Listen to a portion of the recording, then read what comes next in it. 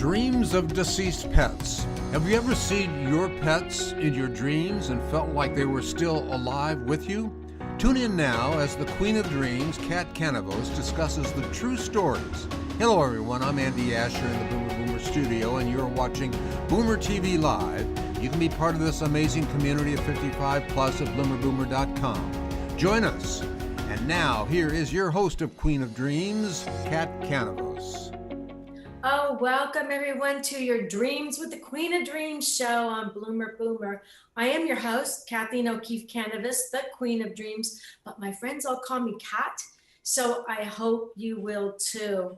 I have a degree in psychopathology and I taught special education and psychology at USF Fort Myers branch. And you can always learn more about me on my website, The Queen of Dreams, or KathleenO'KeefeKanavos.com. So when was the last time you woke from a dream involving a deceased pet that was so real you wondered if you had really been dreaming or if that pet was back in the room with you? Well, perhaps it was more than just a dream. Perhaps it was a pet visitation. If you remember in a couple of my other previous episodes, I talked about visitation dreams where we had visitation dreams by loved ones, deceased loved ones, our parents, our siblings, our grandparents.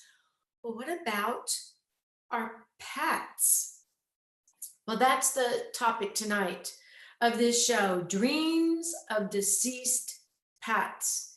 So I want to talk about a story that is in the book I co-authored with Reverend Ariel Patricia, and it is called Crappy to Happy, True Stories of Grit, Grace, and Love. And it's actually an Amazon bestseller. We couldn't believe it. The first day it went up on Amazon, it became a number one bestseller. There's a story in this book that when I read it, I fell in love with it, and it's a perfect story for our show tonight. It's actually in section 3, Grief and Loss, Let the Circle Be Unbroken. And the title of the story is How Losing My Cats Turned into Blessings. And it was by Ellie Pichette. And so the story goes like this. Ellie had these two incredible cats. One was named Snickers and the other was named Blue. And I've known Ellie for many, many years. And her cats were 20 years old when she finally moved back to New England. And they made the trip back with her. She'd gone from New England to California to Arizona, back to New England. And they were 20 years old. And the time came for her to actually put them to sleep because they were suffering. We know how that is. If you've ever had pets, it's heart crushing when you have to put your pet to sleep. Well, she put Snickers to sleep first, I think it was. And then a month later, she had to put her precious Blue to sleep. And after she put Snickers to sleep, she had to go home and she explained to Blue, she held him in her lap and explained to Blue that Snickers wasn't coming home because Blue was looking for Snickers. And within a month, Blue had to be put to sleep. And on the way home, she was crying in the car and she heard a little voice in the car and it said, "Mommy, we're here. We're here, Mommy." And she thought, oh my goodness, the cats are in the car, but why am I hearing them? And so she thought, well, it's just my imagination running wild with me because I had to put my two fur babies to sleep. She went home and she went to sleep. And that night, Snickers and Blue showed up in her dream. And they told her that they were just fine and that they were going to hang around her and that she didn't need to worry about them anymore. So she woke up the next morning and she thought, oh, this was just a great dream. And the other thing that they said, which I found really amazing, is they said, we've already been to see Ellie Jr. and she's fine too. Now, in the first book that we wrote, which was again an Amazon bestseller right out, Chaos to Clarity, Ellie wrote a story in there. And it was in section 3 again, Grief and Loss. And it was the day I lost my beloved companion, Ellie.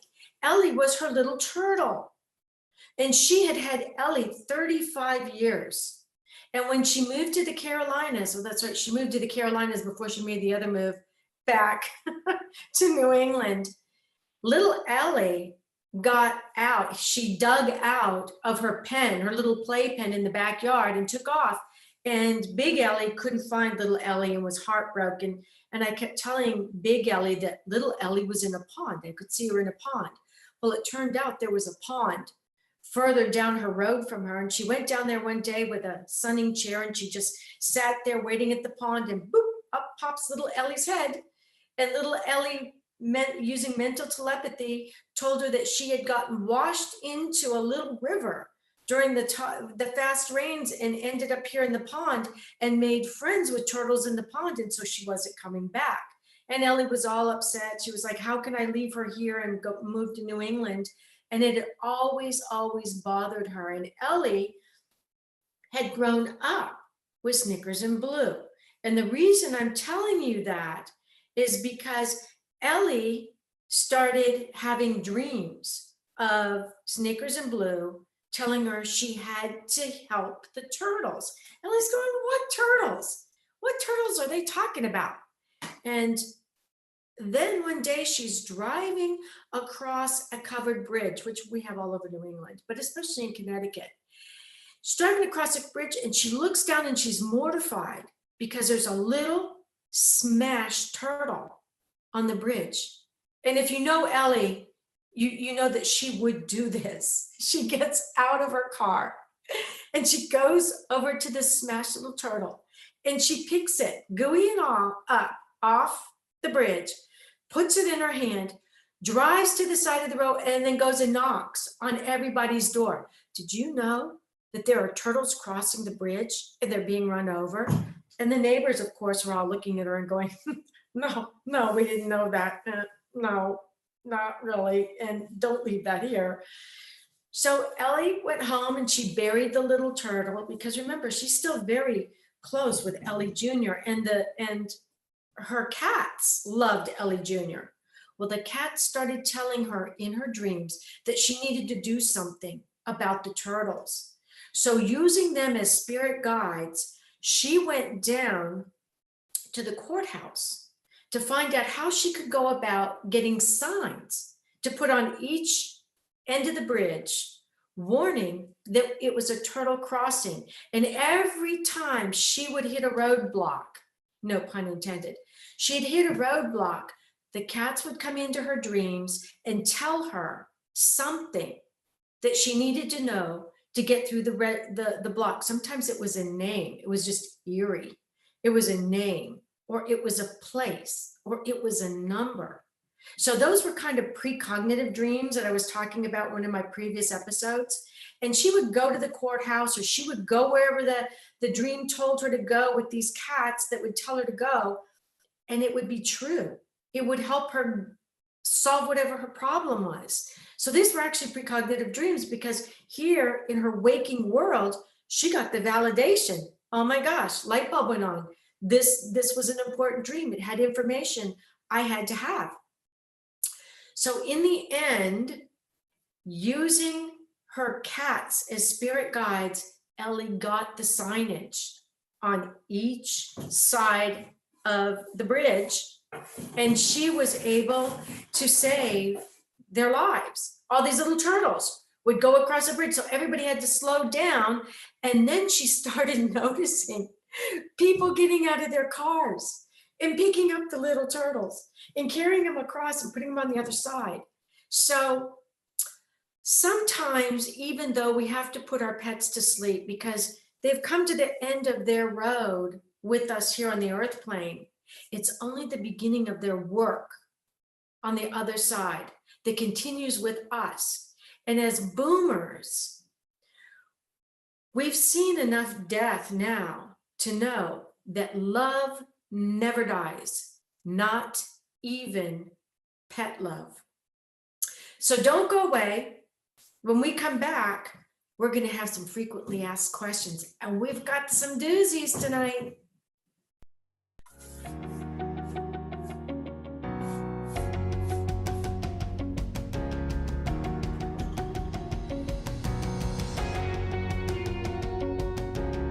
Well, until Andy comes on, maybe what I'll do Well, is here we tell are. We are here, and we're going to be talking about the frequently asked questions.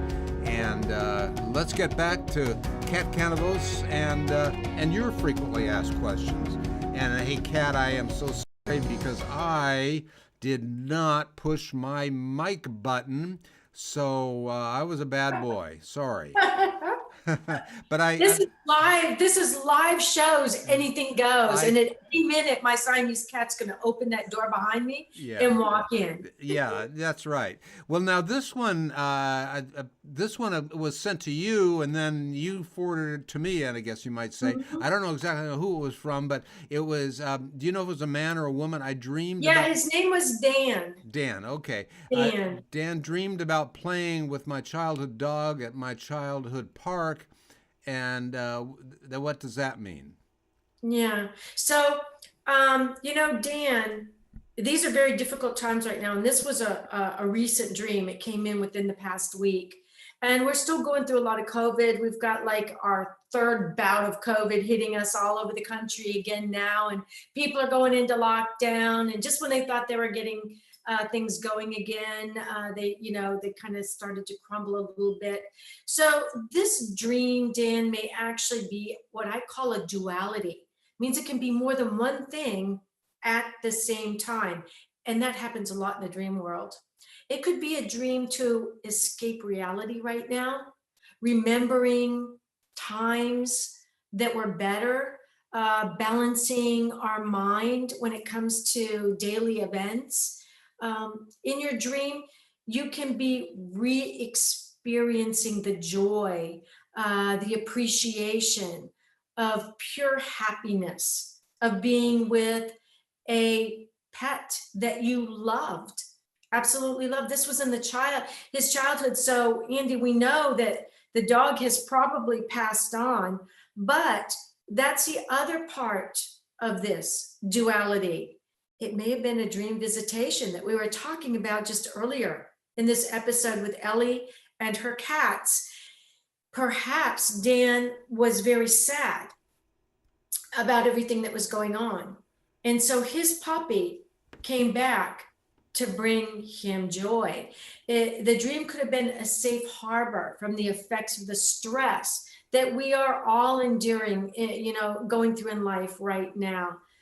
So I would call this a dream of possibly a visitation, possibly a visitation. If your puppy had shown up maybe as a full-grown dog, maybe you wouldn't have recognized your puppy. But as a puppy in your old house, they kind of go together, 1 + 1 = 2. So this was a dream. I believe if this were my dream, I'd see it as a dream of joy and peace, the serenity, of returning to a place you loved when things were simpler, life was easier. You got to go outside and play with your pets. I I would imagine that you also got some measure of gratitude by going back in that dream to a time of innocence. And like I said, it could also be a visitation from a beloved pet. Because remember, love never dies, even with our pets. I my wife is a dream machine. I mean, she dreams all the time, and she goes into detail on her dreams. But this dream that she had is a fairly incomplete one, so I don't know if it's going to really give you enough to really look at it. But she had a dreamt last night about our friend. His name is Franck.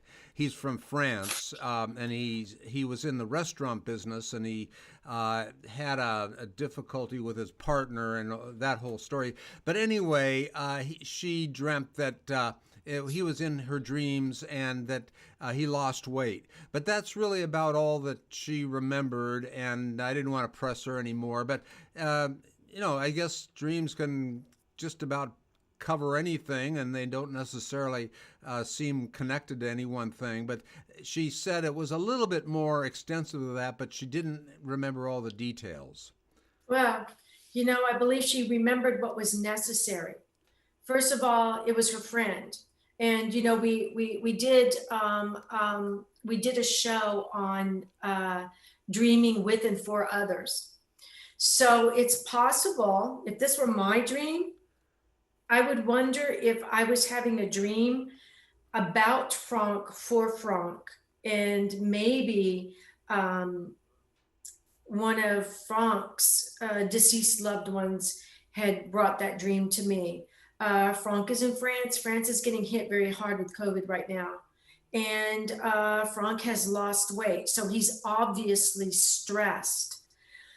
Maybe, just maybe, if this were my dream, I would send Franck an email and say, hey, Franck, I had a dream about you the other night. It was so great to see you. I miss you so much. Things are really challenging here in the US, and I know France is even worse, but just know I hold you in my heart and I hold you in my dreams. And it may be enough to give him that little bit of gasoline in his life, that little bit of energy to make it through. Wow, that's really a nice thought. This is another question, do early morning dreams come true, or is the only the ones that we dream at midnight? Well, a lot of my dreams that came through were early morning dreams, but I also had dreams at midnight that came through.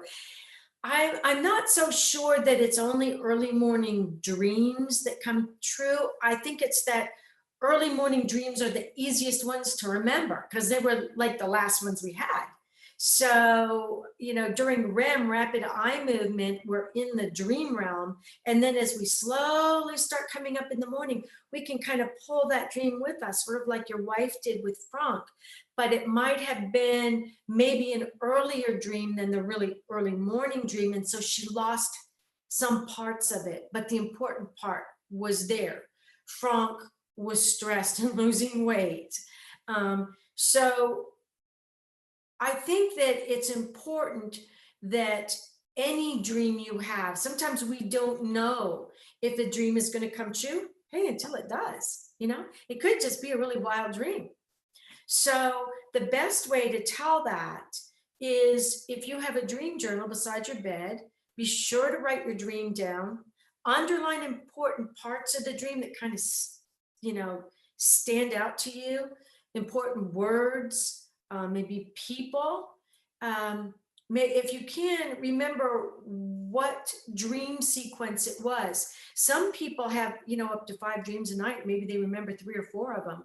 And so was this your first dream, your second dream, your last dream before you woke up? If you could mark that on there, that would be helpful.